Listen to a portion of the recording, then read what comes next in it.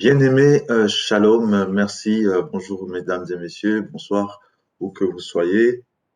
Paix, que le shalom soit donc avec vous.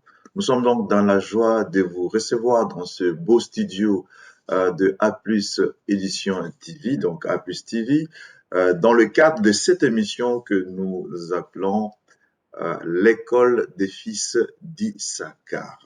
Ben voilà, donc ce sera donc le cadre dans lequel nous allons donc vous aborder l'actualité actuelle, oui, donc les événements d'aujourd'hui avec un regard prophétique. Donc nous aurons donc chaque fois la possibilité dans cette émission, eh ben, de pouvoir aborder l'actualité géopolitique, économique, sociale, bien sûr analysée sous un angle prophétique, sous un angle eschatologique. Et ce soir et aujourd'hui, donc euh, 15 mai, ben, nous avons trouvé le verset, la partie des Écritures qui s'est réalisée donc hier, aujourd'hui, donc hier 14 mai et aujourd'hui 15 mai, eh ben, il y a une parole des Écritures qui s'est accomplie et c'est ce que nous allons donc pouvoir partager avec vous. Nous sommes là donc dans le livre de Ésaïe, chapitre 66, le verset 7 et 8 que nous allons lire. Il est écrit Avant d'éprouver les douleurs, elle a enfanté. Avant que les souffrances lui vinssent, elle a donné naissance à un fils. Verset 8.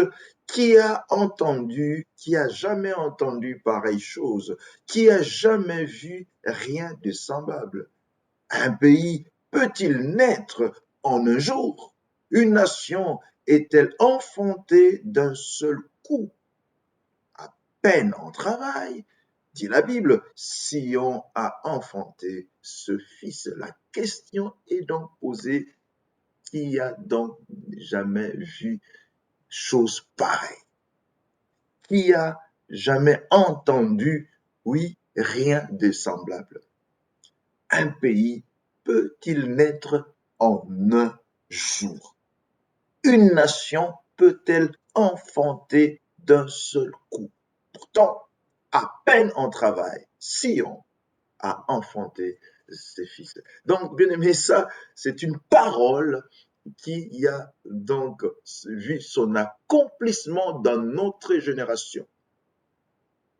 C'est une parole qui a été prophétisée il y a déjà plusieurs siècles, des millénaires, oui, par la bouche du prophète Ésaïe. Il s'est posé la question, est-ce que, est-ce qu'une nation peut-elle naître en un jour?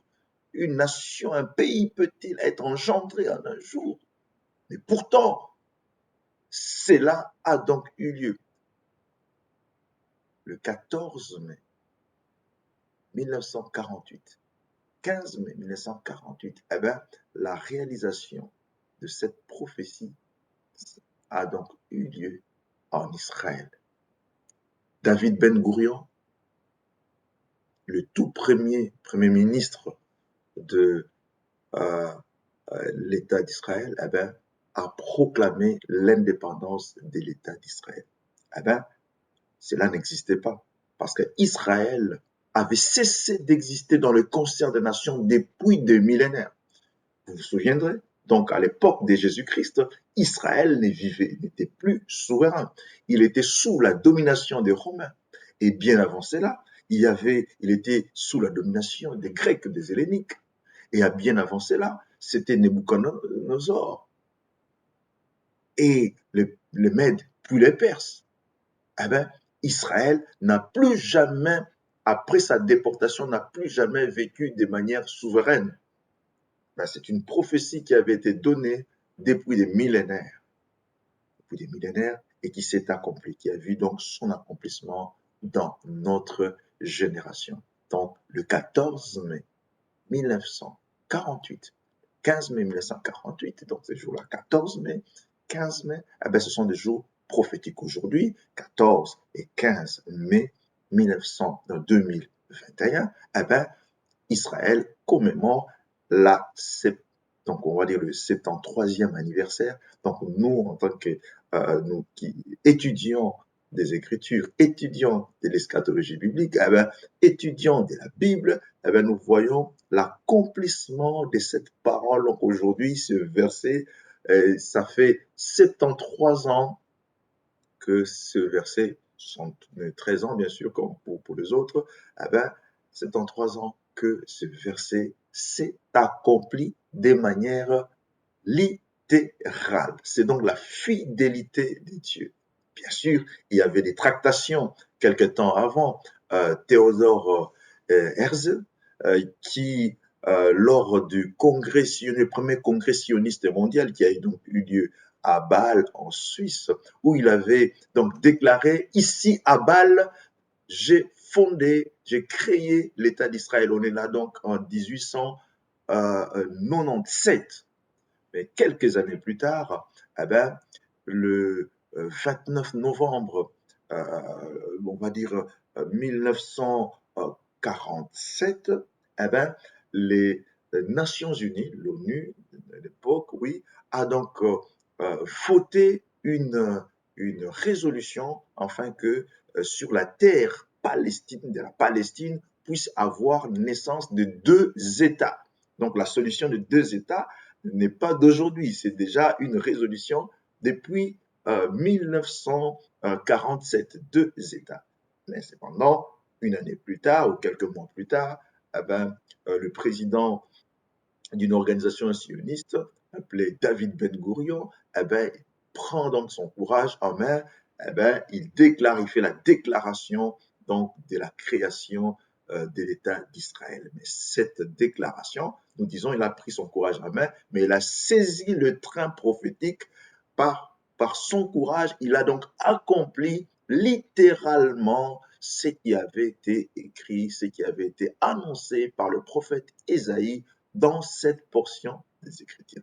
Voilà donc, mesdames et messieurs, le partage que nous voulions faire avec vous dans le cadre de l'école des fils d'Issachar, de ceux qui ont l'œil sur l'horloge divin et qui connaissent ce qui doit se passer et comment, de quelle manière nous devons nous comporter. Restez donc branchés sur cette chaîne.